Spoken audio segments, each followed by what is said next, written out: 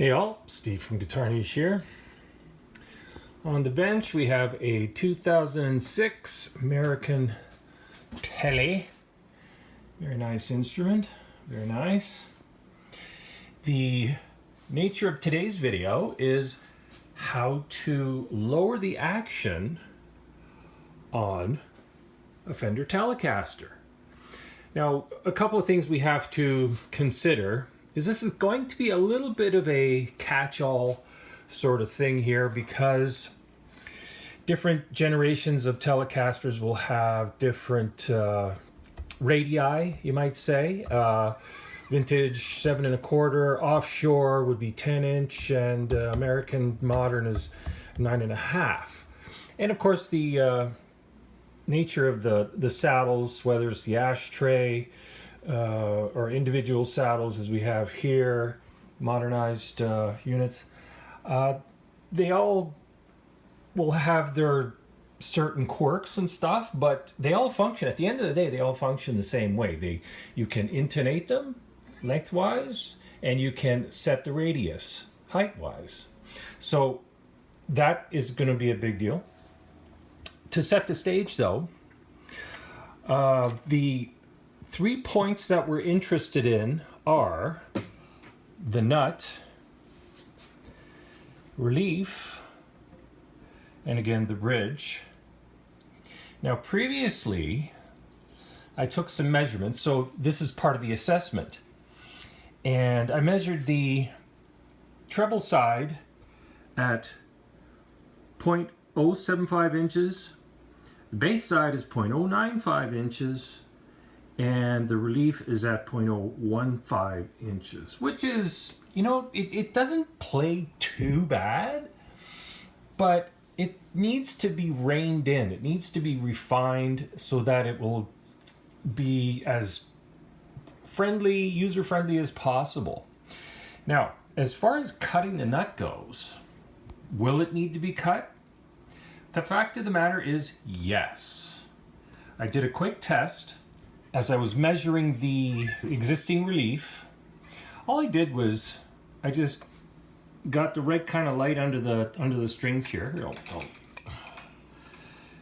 I'll do it this way, and I'll give you a look-see. Move some stuff around to make it happen, okay? And the strings aren't too bad, but we got a little bit too much deflection at the moment. Like the strings are too high, which means that there's going to be some intonation issues. Very, very minor, but you know, people that have ultra sensitive sensitivities, let's say, to pitch will definitely notice it. And instead of adjusting the truss rod, all I did was just push down on the headstock a little bit, and I assessed whether is that going to be in the ballpark or not. I go, no, it's very close. But I'm going to have to cut at least 2 or 3 of those nut slots, maybe more, to get it where it sits pretty. And the other thing I'd like to mention is that this has the famous, but what I would consider to be more infamous biflex adjuster in it, which I gotta say I'm not a fan. I'm not a fan. I see a lot of these come in where people have tried to adjust this. It's a 1/8 inch hex drive on the American stuff here, and they either use the wrong size driver or they just ham fist it. They go full gorilla on it. The adjuster gets buggered up, or you know, even worse, something breaks off in there and it's toast, and then you have to pull the walnut plug and you know, do some serious surgery to it. It's fixable, but the problem is the nature of the construction of the biflex truss rod tends to be stiff in its very nature of adjustment. So my rant here is more in the field of be careful with these things. If you have one, they just won't stand a whole lot of torquing, and they won't tolerate you know, the wrong tools. So they will work, of course, and I'll show you a trick to get it to work, because this has got a lot of, well, I wouldn't say a lot of pressure on it, but it's got enough pressure on it to make me, you know, concerned. You know, it'll be fine. It'll be fine. But anyway, at the end of the day, what we're going to do is we are going to first see if we can get the neck to straighten out, because it's good. There's not enough relief in it at the moment, as I said. And I'm going to give the saddles a quick tweak, because they're kind of wonky at the moment. They're not too bad, as I said, but they're not sitting as pretty as they could. All I'm going to do is get them in the ballpark, and then I will address the nut. So we have 3 points that create the best action we can achieve out of a telly, and virtually any instrument will function the same way, which is, again, the nut, relief, and the bridge. They have to work in harmony, literally. The way I express it is the nut is a fixed point. The relief is a flexible point, but only so much, only so much. You're only going to get, you know, a very small amount of reactivity in a whole setup through relief alone. It can make problems, it can relieve problems, literally. But the real key is down here. The bridge. The bridge is the most highly adjustable unit on any electric guitar, okay? Or it should be, and usually is, modern guitars especially. So that's where we're going to concentrate our most effective efforts, okay? So I'm going to have to resituate, and we'll get back to this, and we'll see if we can't rein those dimensions in and make this thing a little bit better player, okay? Thanks, back in moments. It's telly time.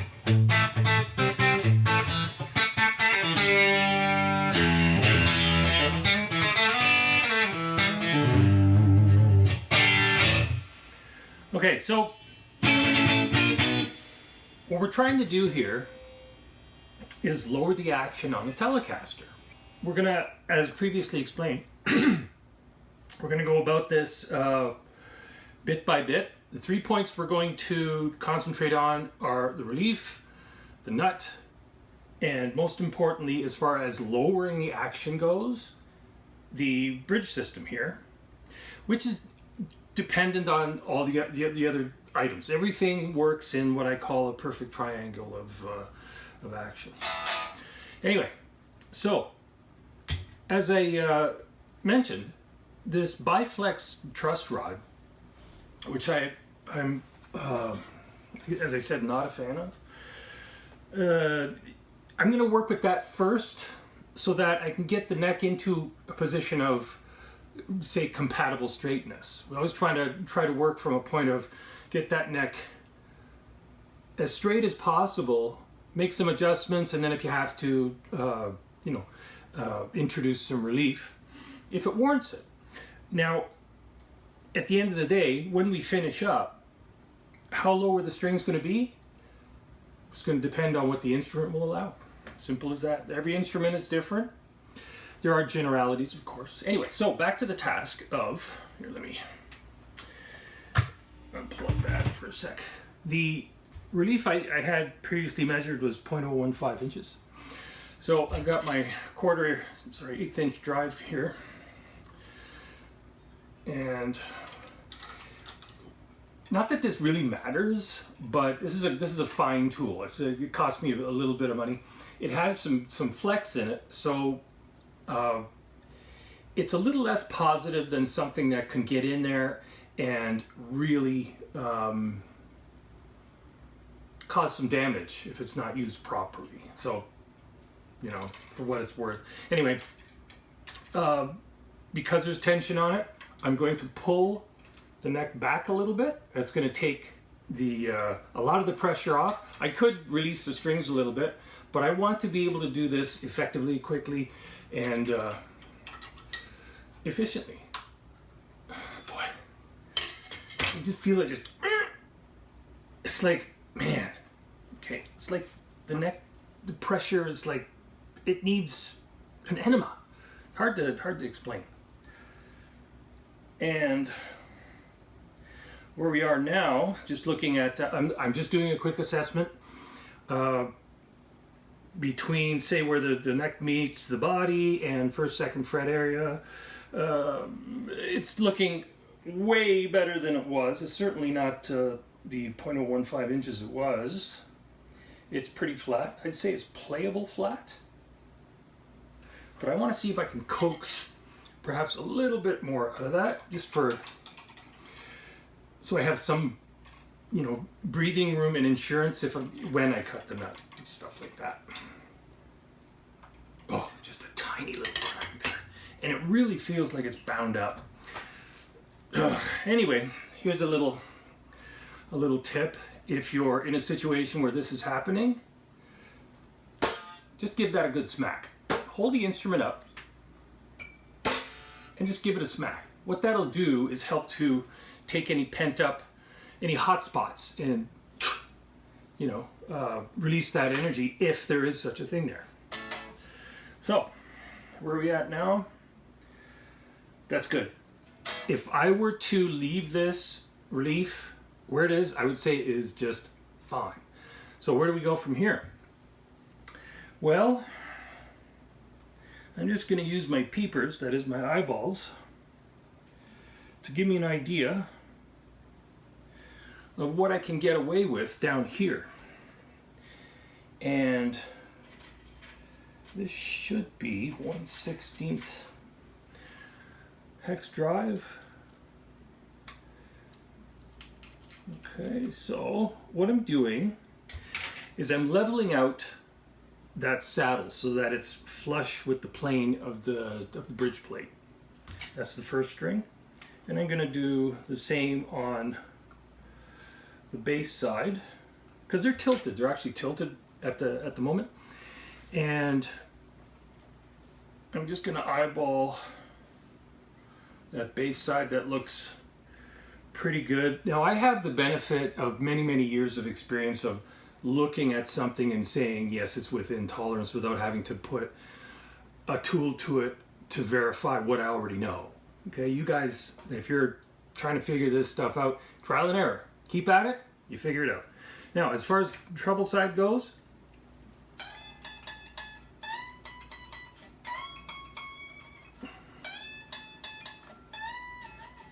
that's not bad. It's a little bit sizzly, but it's not bad.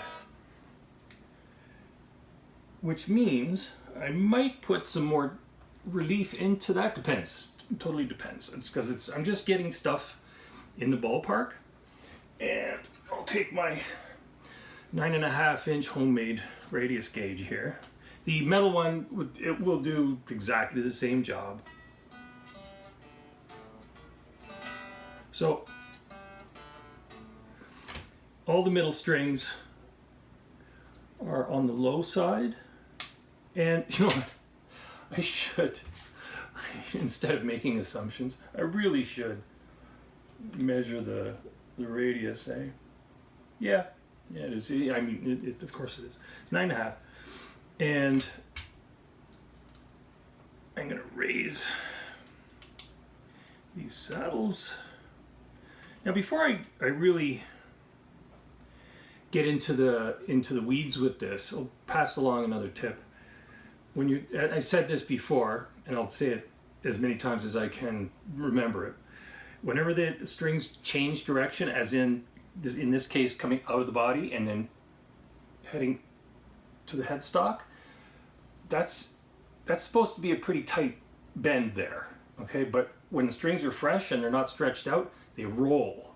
What we want to do is get that roll to turn into a nice tight angle. That will help the strings to stay in tune better and settle out better. There's still a good stretch or two left in these strings, but I'm doing this conservatively so that if I have to deal with taking the pressure off the strings, I know I'll have still a good bit of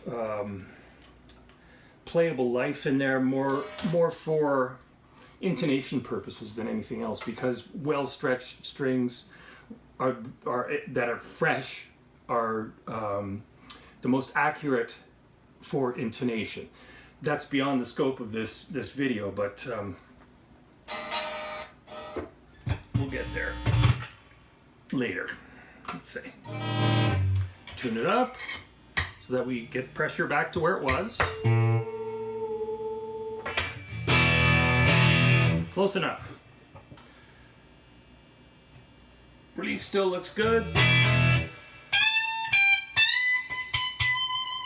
Not bad, not bad. I'm not going to check every single fret. I'm going to play it and see if it works. Simple as that. And I know the hot spots where the gremlins like to live and make playing ugly, or comfortable playing, you might say.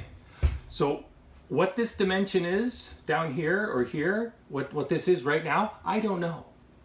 I have I could give you a ballpark, but I don't know. It's going to depend on where the instrument winds up. What I'm concentrating on now is the nut. So, pardon me, you're going to get a little bit of glare as I try to spec this out. Interesting. There's a scoop on the end of this. Interesting. Now, if I had my druthers, I would actually probably knock this fret down a couple thou to really flatten it out, but it's beyond the scope of what I want to try to do with this particular guitar. And I also think it has something to do with the nature of the truss rod and the condition of the instrument in general, because this is a 2006, so it's got a, it's like pushing 20 years, not right there, but 20 years of pressure. Imagine a full grown person standing on your shoulders for 20 years. What's that going to do to your posture? And the fellow who owns this has really never had it set up, to any great degree, so it's been sitting and sitting and sitting. So what happens is wood will develop a memory over time, and sometimes you can get it to come back. Sometimes it just goes, no, I like it here. I'm going to stay here. Well, that might be the case here. So I'm going to just deal with it in terms of just general mechanics and get it as playable as I can. But these things are you want to keep in mind and keep in the memory banks, so that should you come across any of this stuff, at least you have some reference, you might say. Okay, so where are we going to wind up? Where are we going to wind up?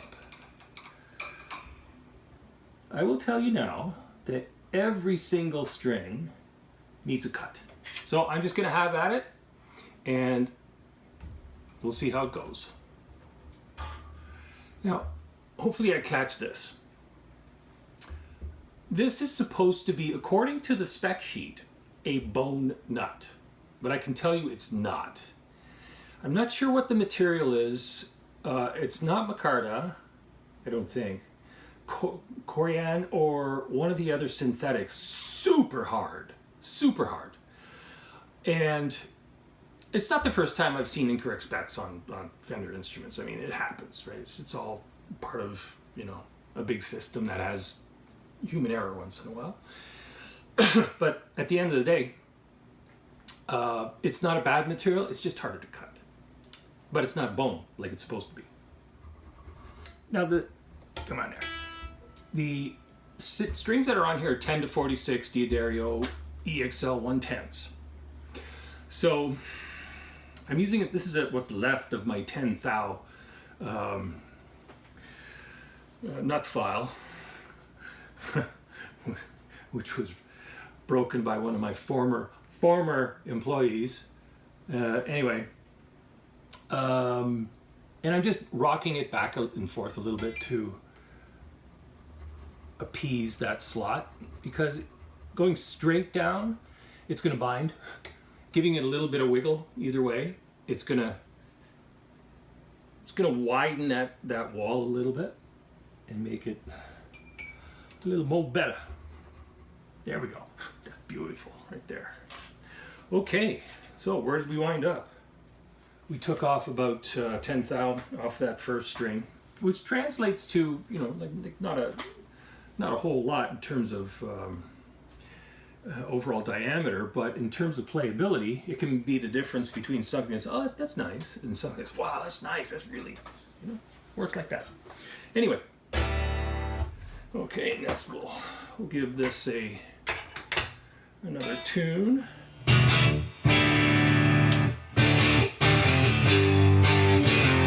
Never miss an opportunity.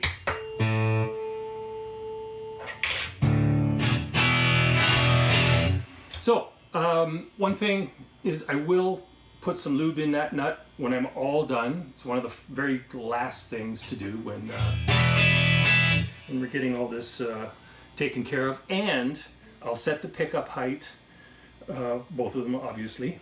But where we're concentrating now, we have the bridge to deal with, the saddles. The nut is good. The relief is good. So these 2 points, let's say out of our 3 points of action, these two of them are set. The last one that we're going to refine is going to be the saddles. And where the saddle is going to wind up. This is going to determine the overall action, where it sits and lives in terms of how much this instrument is going to let us get away with.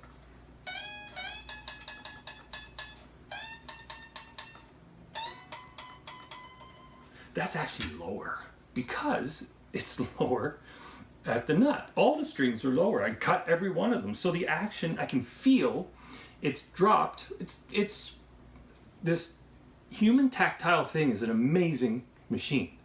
I can feel it. So now I got to concentrate or compensate, I should say. I'm going to raise that first string, eyeball the top string, which looks great, by the way. I'm just going to make sure that we're not fretting out.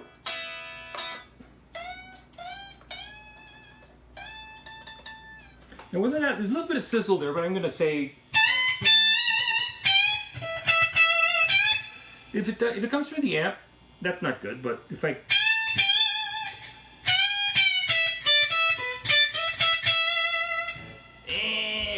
just a hair, just a hair. And I'll call that set. And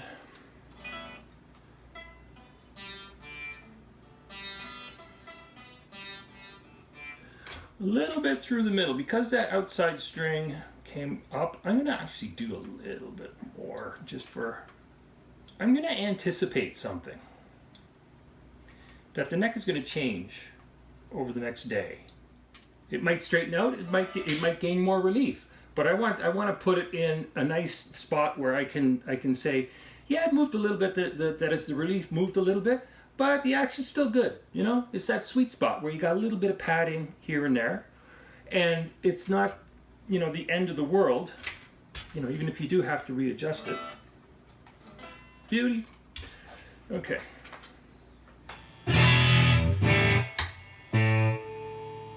So this video is the better part of the setup, really. Like, but again, the focus here is how to lower the action on the telly. And this, if you take stock of where we started and the points that we went through to get here, ballpark, creep all the other adjustments in, get them adjusted, get them in the ballpark, refine them, come back to this, refine this, and you should be good to go. Okay, but of course we have to wait for time and pressure to have their way, which is usually a day or so is good enough.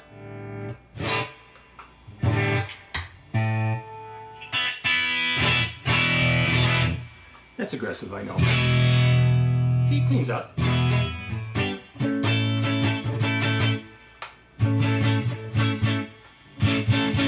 Just the amp is set on the verge of on breakup, probably a little dirtier than say the purists would like. But by the way, that's an old 70s, early 70s Trainer YSR one that I've rewired a couple times and modified for much more flexibility. It sounds nice to me because it's mine.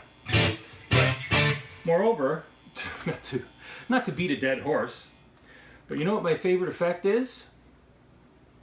This.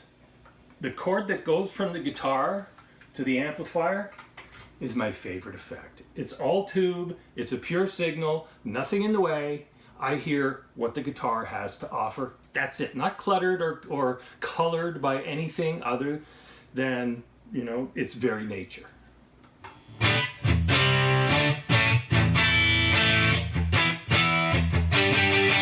That seems pretty good.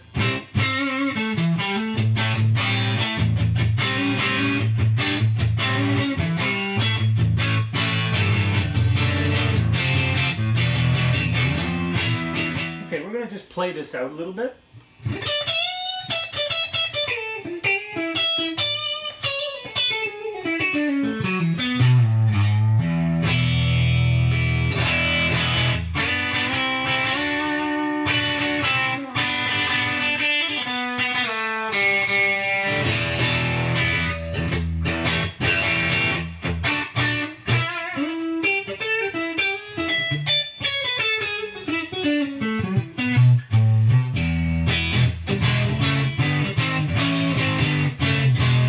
Enough of me hacking. The last thing to say is I have some general housekeeping to do with on this instrument, but the action, I've lowered the action on the telly, and the guitar is playing just fine. It's actually not too bad. Still not 100% on that truss rod, just the nature of it and the condition of the neck, but it's fine. It's totally player user friendly, so it's all good. As far as what I have left to do with the technical part of the instrument, I just got to, you know, chase the intonation a little bit, make sure it's on point, adjust the pickups, lube the nut, give it, as I said, give it another 24 hours or a day or so to settle out, check it again, and, you know, hopefully it should be problem-free, and then we ship it.